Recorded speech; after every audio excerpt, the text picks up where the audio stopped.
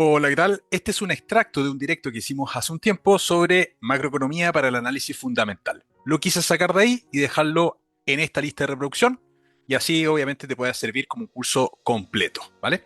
Y obviamente suscríbete para que no te pierdas las futuras clases. Vamos a la parte de macroeconomía. Esta sesión de hoy día es una clase en el fondo sobre introducción al análisis fundamental en acciones internacionales, ¿vale? Entonces, lo primero, como definición y en honor del tiempo, es que ¿qué cosa es el análisis fundamental? Y por definición, el análisis fundamental es básicamente un enfoque que se utiliza para evaluar el valor intrínseco. Y ese concepto es interesante. Tenemos que determinar cuánto es el valor de un negocio. Acuérdense siempre que precio es distinto que valor. Precio es lo que pagamos, pero valor es cuánto puede valer realmente un activo, ¿vale? Y esto es analizando factores económicos y financieros que pueden obviamente influir en el valor. Y les quería mostrar una imagen, un diagrama muy sencillo, que cuando hacemos análisis, tenemos básicamente dos macro tipos de análisis. Uno es el técnico, que es la interpretación de gráficos, y otro es el fundamental, que es el motivo de esta sesión. Cuando hacemos análisis fundamental, tenemos también estrategias de inversión dentro del análisis fundamental. Una es el growth, el crecimiento, invertir en activos que tengan la capacidad de ir creciendo, e ir creciendo sobre la media, ¿ya? Aquí podemos encontrar las clásicas acciones norteamericanas de crecimiento, tipo Microsoft, Tesla, Nvidia, sector tecnológico en general. Por otra parte, tenemos el value investing. El value investing es básicamente comprar acciones a un precio inferior que el valor, y cuando el precio se equipare con valor, que no sabemos cuándo va a pasar, tomar la decisión de vender el activo o mantenerlo si es que ese activo puede seguir generando valor en el tiempo, que es un poco lo que hacía Warren Buffett, ¿vale? Benjamin Graham, que era el, el padre de Warren Buffett en términos académicos. Él hacía value investing puro. Él compraba acciones cuando el precio estaba por debajo del valor. Cuando se equiparaba eso, vendía. Y Warren Buffett dijo, acá hay un problema, ¿ya? Porque veo que algunas acciones que estoy vendiendo siguen subiendo de precio después porque siguen generando valor, ¿ya? Y ahí cambió Warren Buffett un poco la filosofía de inversión. Aquí es fundamental, literalmente, como dice acá en la presentación, saber identificar qué terreno estamos pisando, porque en el fondo muchas personas se acercan al mundo de las inversiones mirando Nvidia, mirando Tesla, que escuchan sobre Microsoft, escuchan sobre Apple, escuchan sobre McDonald's, que no sé, tuvo una bacteria de Chiricha coli y la acción cayó 6%. Entonces, hay muchos temas que rondan la publicidad o el mundo financiero, y es muy importante saber si estamos hablando de una empresa growth, value, una empresa enfocada en dividendos. Incluso hay algunas que pueden tener un poco de ambos mundos, pero sí coincido con que es muy importante tener muy claro de qué estamos hablando, porque el estilo de inversión y la estrategia también dependen de eso. Claro. Y la tercera, como decía Diego, es la de dividendos, que particularmente es la que me gusta a mí, que es más que nada comprar negocios que no tienen una apreciación muy grande en el corto plazo, sino que son más bien estables, pero generan interesantes flujos de caja al inversionista. Y dentro de dividendos también tenemos distintas estrategias, ¿vale? Pero todo este análisis fundamental tenemos que hacerlo en un contexto. Y ese contexto es la macroeconomía, la economía en general, ¿vale? Entonces, es súper importante, independiente de cuál sea la estrategia que nosotros queramos seguir, entender fundamentos de la macroeconomía, ¿ya? Dicho otra cosa, eh, un accionista, un inversionista, no necesariamente tiene que tener un portafolio 100% de growth, de crecimiento, o 100% value, o 100% de dividendos, sino que uno puede tener distintos activos que respondan a distintas estrategias dentro del portafolio. Lo importante, obviamente, es entender qué es lo que hace ese activo dentro del portafolio, ¿vale? Ahora, cuando hacemos análisis fundamental, ¿qué cosas hay que analizar en general? Primero, estado financiero. Estado financiero es súper importante. Y no sé si es lo primero que hay que analizar, pero es algo que hay que analizar, ¿vale? Particularmente el balance para saber los niveles de deuda de la empresa, si es que es solvente o no. El estado de resultados para saber si el negocio genera beneficio o no genera beneficio. Yo no sé ustedes, pero a mí por lo menos me gusta comprar acciones de empresas que están generando beneficio. Y en tercer lugar, el flujo de caja, que es el estado financiero que muestra si es que efectivamente los beneficios que está generando el negocio se están transformando en dinero en efectivo o no, ¿ya? Porque la contabilidad se escribe de manera devengada, ese es el nombre técnico, y eso puede implicar que hay negocios que están generando utilidades, pero que no están generando caja. Y lo explico de una manera muy sencilla. Supongamos una empresa que le vende a otra empresa. ¿Ya? Y esa segunda empresa, cuando le compra, emite una factura y le va a pagar a 30, 60, 90 días, por ejemplo. ¿Vale? Al momento de la empresa que está vendiendo emitir la factura, se devenga un movimiento contable y se puede devengar una utilidad. No obstante, ese ingreso económico de esa venta se va a materializar en 30, 60 o 90 días más. Entonces, contablemente, hoy día tenemos la venta, hoy día devengamos la utilidad, pero todavía no tenemos caja.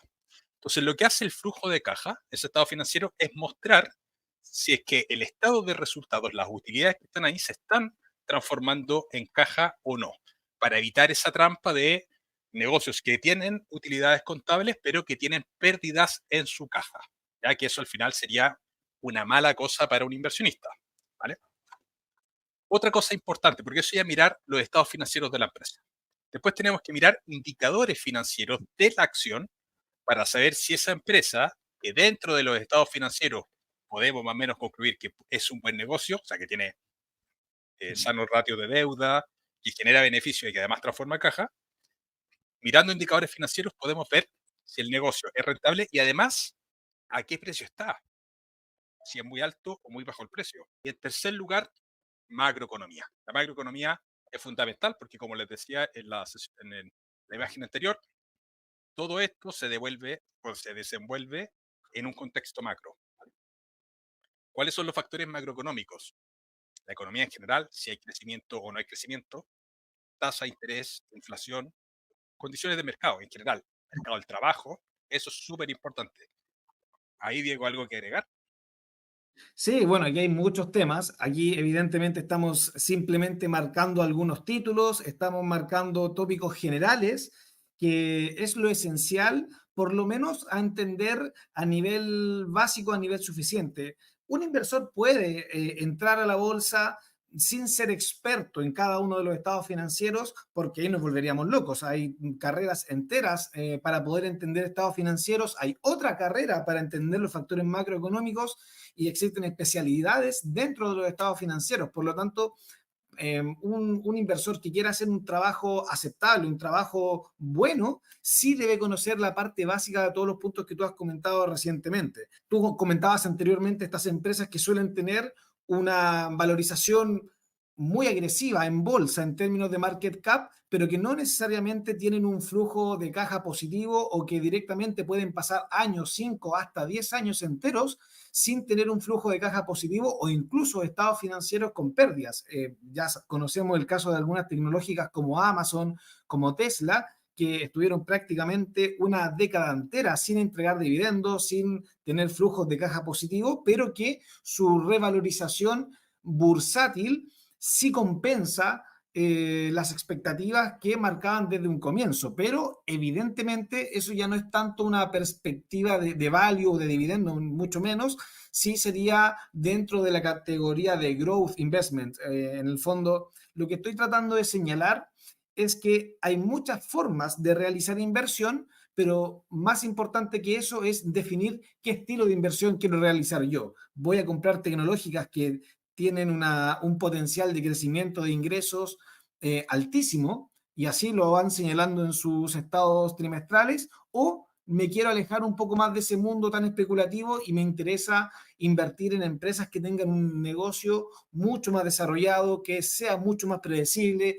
que es mucho más estable, que tienen ingresos crecientes, que tienen un ratio de endeudamiento no superior al 200%. Eh, esta empresa seguramente tendrá una mayor probabilidad de entregarme dividendos crecientes o al menos estables, pero su revalorización en bolsa con que sea mayor a la inflación, levemente mayor a la inflación, para mí es aceptable. Lo primero es definir qué perfil de inversor tengo yo y luego voy eh, eligiendo qué watchlist, qué círculo de competencia, como dicen Warren Buffett, voy a estar observando. Pero lo que sí es transversal son todos estos tópicos que tú acabas de comentar, porque tengo que aprender a través de estos KPIs a identificar la empresa que estoy analizando. Claro, claro. Todos esos puntos son absolutamente relevantes y te lo tenemos en general que manejar como inversionista. Ahora, aspectos generales de macroeconomía, que es el paraguas que engloba a todas las estrategias de inversión. Primero, crecimiento económico. ¿Vale? Crecimiento económico, por definición, es el aumento de la cantidad de bienes y servicios que se producen, bienes y servicios finales que se producen en la economía en un determinado periodo de tiempo. Y se mide a través del PIB. Cuando crece el PIB hay crecimiento económico. Cuando hay recesión económica, que se habla en este momento de algunos países latinoamericanos, algunos años sobre todo, es porque el PIB se está achicando. ¿Qué significa eso? Que la cantidad de bienes y servicios finales que se producen es más bajo. Ahora, cuando una economía crece, por lo general, es una economía que está creando más valor y en teoría mejorando, como dice acá esta presentación, mejorando el bienestar de la población y obviamente hay mayores ingresos, empleo y consumo. Entonces, este aspecto es bien importante porque cuando nosotros vamos a hacer inversiones, si estamos invirtiendo en un mercado que está en recesión, ¿qué creen que va a pasar con esa empresa? ¿Alguna se revalorizará? Seguramente sí. Puede ser que el precio de la acción muchas veces es un múltiplo de los beneficios que genera una acción. Pero si la macroeconomía de un país está mal, podríamos ver que muchas de esas empresas podrían estar vendiendo menos y generando menos valor incluso negativo, ir decreciendo en el tiempo. Por eso es súper importante el aspecto macroeconómico. Tenemos siempre que considerar, y ahí la parte política tiene ciertos roles, ¿vale? Obviamente esto no es una sesión de política, pero hay ciertos roles que se van generando en las dinámicas políticas. ¿Cómo se puede aumentar el crecimiento económico en los países? Y esto lo explican todos los libros de economía. Aumento en la productividad en general, además, inversión en capital, entonces medidas que vayan o que sean pro inversión en capital, ya sea capital financiero o capital productivo de inversión en bienes reales, eso va a ser obviamente muy bueno. Incremento de la fuerza laboral, de la capacitación de la fuerza laboral, la innovación es sumamente importante. Los países que más innovan suelen ser países que tienen mayores tasas de crecimiento. eh, en consecuencia, podrían ser índices o sectores donde podríamos estar mirando valorizaciones atractivas en el largo plazo solamente considerando el factor macro. Sí, o sea, aquí fundamental conocer el ciclo actual de la economía que estás analizando. Puede ser Estados Unidos, puede ser Europa, incluso pueden ser acciones latinoamericanas, pero es fundamental conocer si estamos en un periodo expansivo, si estamos en un periodo contractivo, si estamos en un periodo inflacionario, si estamos en un periodo estanflacionario, disculpen, porque al final son escenarios económicos tan distintos que requieren estrategias muy distintas. Idealmente, invertir en países cuyo Producto Interno Bruto esté creciendo con una tasa de inversión relevante, con una tasa de desempleo hacia la baja. ¿Por qué? Porque en el fondo países que tienen un mayor nivel de innovación, que tienen un mayor nivel de inversión en capital, son países que tienen un entorno empresarial mucho más potencial directamente. ¿Por qué? Porque al final, pongamos acá el caso de Estados Unidos, que seguramente es el país que más conocemos por cantidad de información que circula, pero Estados Unidos tiene una política de inversión bastante agresiva, incluso involucra a la Reserva Federal para apoyar el crecimiento económico, si bien no es el rol principal de la Reserva Federal potenciar el crecimiento económico, sí pudimos ver de primera fuente cómo en el periodo pandémico las tasas se fueron al 0%, se aumentó. De hecho, el 25% de la masa monetaria que circula en Estados Unidos es post-2020. Eso quiere decir que ante una crisis, los bancos centrales pueden apoyar el sector industrial, el sector empresarial para generar un mayor nivel de productividad. Y eso obviamente termina significándole a una empresa poder financiarse a tasas de interés más baratas, tener mayor liquidez para arriesgar con nuevos proyectos, realizar mayor contratación, por ejemplo, lo cual termina generando mayor valor para la empresa, subiendo su cotización en bolsa. Si tú tienes un entorno donde todos los stakeholders, donde todos los interesados en la economía están apoyando el crecimiento empresarial, directamente es más fácil crecer. Si tú miras algún entorno no sé, latinoamericano, Venezuela, Argentina, por muchos años, donde tú tienes un entorno donde la política entorpece el crecimiento, tú tienes un entorno de bajo nivel de investigación y desarrollo, tasas de desempleo en 8.9 con un alto nivel de informalidad,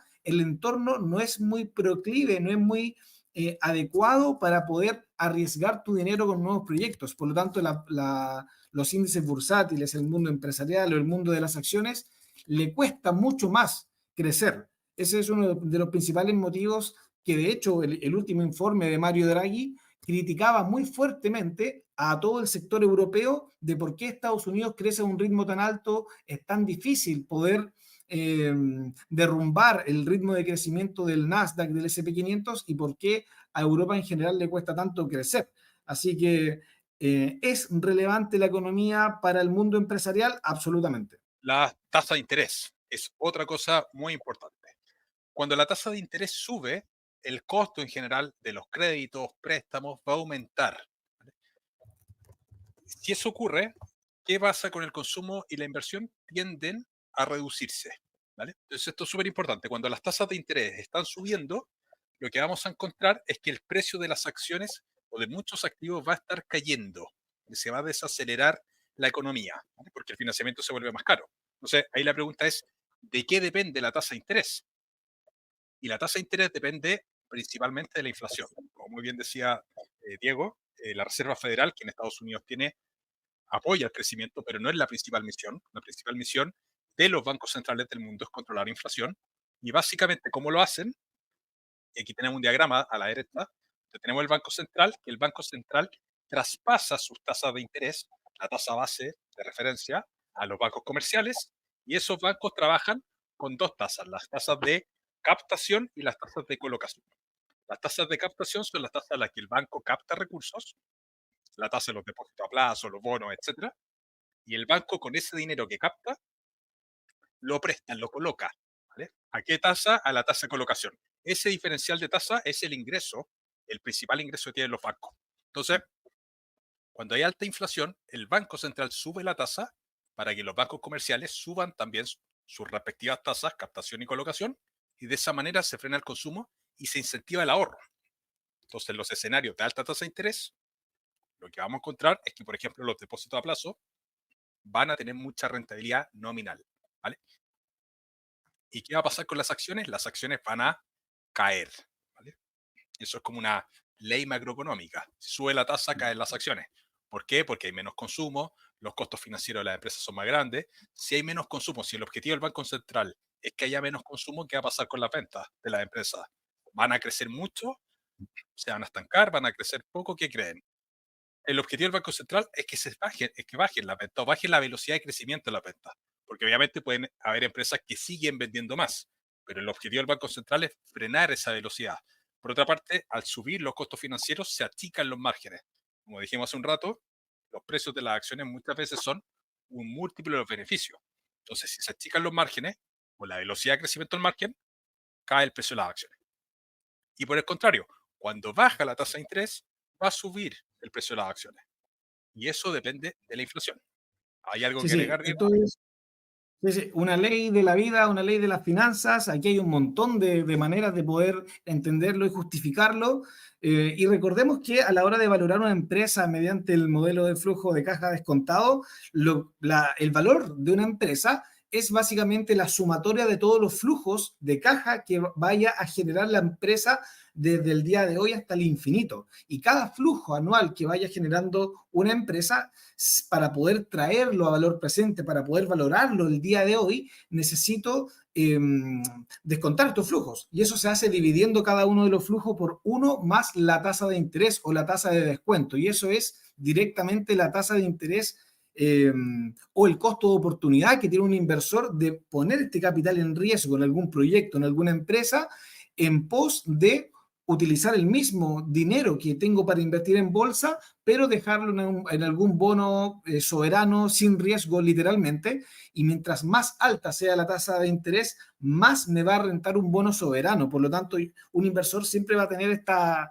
duda de, me están ofreciendo tanta tasa de interés mi banco central sin riesgo, ¿por qué voy a arriesgar mi dinero si este Banco Central me ofrece tanta tasa de interés sin riesgo?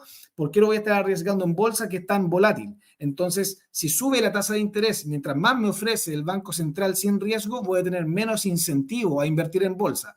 Por eso es que en el fondo, cuando bajan las tasas de interés, la renta fija, los bonos soberanos son menos atractivos, y obviamente todo ese exceso de liquidez, y esto pasó mucho durante la pandemia, que había un exceso de liquidez, los bancos centrales estaban rentando prácticamente la nada misma y el inversor está prácticamente obligado a invertir en activos cada vez más riesgosos. Y ahí tenemos casos donde vimos las shitcoins, Dogecoin, inversiones en GameStop, AMC, donde tú ves que no hay mucho fundamento de negocio, pero es que hay tanta liquidez y las tasas están tan bajas que no vale la pena irse a activos de renta fija. Claro, exactamente. De hecho, miren esta imagen. Esta imagen muestra el SP500 y aquí marqué desde el 2010, que fue el 2009, incluso posterior a la crisis subprime, donde la Reserva Federal bajó fuertemente la tasa de interés. Miren el retorno que tuvo el SP500. Fue un periodo de tiempo donde las tasas estaban, y muchos nos más mal acostumbramos a un mundo donde las tasas eran tan bajas. De hecho, ahora hemos visto que las tasas están más altas, ahora es más caro pedir un crédito hipotecario es carísimo, etcétera. Pero en realidad las tasas están más o menos normalizadas. Lo que pasa es que los últimos 10 años fueron exageradamente bajas. La tasa de interés de Estados Unidos de referencia estaba en 0%. Entonces, ¿qué va a pasar con las empresas si se están endeudando a prácticamente cero costo? ¿Qué es lo que va a pasar con los beneficios? Los beneficios se van a ir expandiendo naturalmente. ¿Y eso qué va a generar? Aumento en los precios. Con los bienes inmuebles pasaba lo mismo. Si la tasa de interés para pedir un crédito hipotecario es muy baja, ¿qué pasa con la demanda de los inmuebles? Aumenta, porque el costo del crédito es muy bajo. ¿Qué pasa con los precios de los inmuebles? Sube. Entonces, seguramente en varios países de Latinoamérica en los últimos 10 años, obviamente descontando Venezuela, los precios de los inmuebles han ido subiendo. Por lo mismo, por el efecto tasa de interés. Entonces, la tasa de interés es un indicador que es tremendamente importante cuando estamos haciendo inversiones. Muchas veces pensamos que ya que hay que mirar los estados financieros, aprenderlos, que obviamente es importante, pero la parte macro es fundamental. Y por ahí hay una pregunta muy buena, que era esta de aquí, que es, si se pudiera resumir los datos más importantes, ¿cuáles serían? ¿Cuáles son las cosas que tenemos que aprender y dominar de la macroeconomía para tener una visión general respecto a la inversión? Yo les diría, crecimiento económico, inflación y tasa de interés, que va absolutamente de la mano cómo se comporta eso, la tasa de desempleo. La tasa de desempleo es un indicador que nos adelanta inflación. ¿Por qué? Porque siempre se dice, cuando la tasa de desempleo es muy baja y está todo el mundo trabajando, eh, y con trabajos formales, no trabajos informales, porque la tasa de desempleo hay que desagregarla, eh, porque se puede interpretar de varias formas, pero si la tasa de desempleo está disminuyendo porque está aumentando la formalidad laboral, bueno, eso puede ser un precursor de inflación si es que el crecimiento económico no es muy alto, dado que las personas están cada vez ganando más dinero, porque tenemos baja tasa de desempleo, en consecuencia va a aumentar el consumo y si aumenta el consumo suben los precios. Entonces el mercado mira mucho cómo vienen los datos de empleabilidad. Los datos de empleabilidad nos pueden servir como un adelanto de inflación, ¿vale? Tasa política monetaria y además agregaría política fiscal también. ¿Qué va a pasar con los gobiernos? Si van a subir los impuestos o no van a subir los impuestos. ¿Vale? Si van a subir los impuestos, eso puede afectar el crecimiento económico. ¿Ya? Pero acuérdense siempre, tasa de interés a la baja, activos en general al alza. Sube la tasa, baja el valor de los activos. Ahora, a nivel general, evidentemente, o sea, hay Sí, empresas claro, en general. que pueden haber ciertas excepciones. Recordemos que a la hora de analizar el Producto Interno Bruto hay empresas, lo que se llama el beta financiero, que si bien tienen mayor relación con el benchmark de mercado, pero podemos como hacer un símil con el Producto Interno Bruto. ¿A qué me refiero? Que hay empresas que cuando el Producto Interno Bruto está creciendo a un cierto ritmo, las empresas son más sensibles a este crecimiento económico del PIB y suelen subir a un ritmo mayor. Hay empresas, por ejemplo, que son consideradas cíclicas, que van muy en línea con el comportamiento del Producto Interno Bruto, que cuando el Producto Interno Bruto lo hace bien, la empresa lo hace bien, pero si el Producto Interno Bruto está pasando por una recesión técnica, por ejemplo, 2 trimestres a la baja, la empresa sigue esta misma corriente de correcciones acompañando el Producto Interno Bruto. E incluso hay ciertas empresas que tienen un comportamiento defensivo o anticíclico, que en el fondo es que la empresa lo suele hacer mejor en épocas de crisis. Y no sé, estamos hablando de las empresas de cobranza, principalmente empresas de comida rápida, que cuando la gente tiene menos dinero para poder comprar, suele aumentar su nivel de consumo de comida rápida. y bueno, se entiende la idea. Y en el fondo entendamos bien los conceptos, por supuesto, pero ¿qué relación tienen estos conceptos macroeconómicos con las empresas que estoy analizando?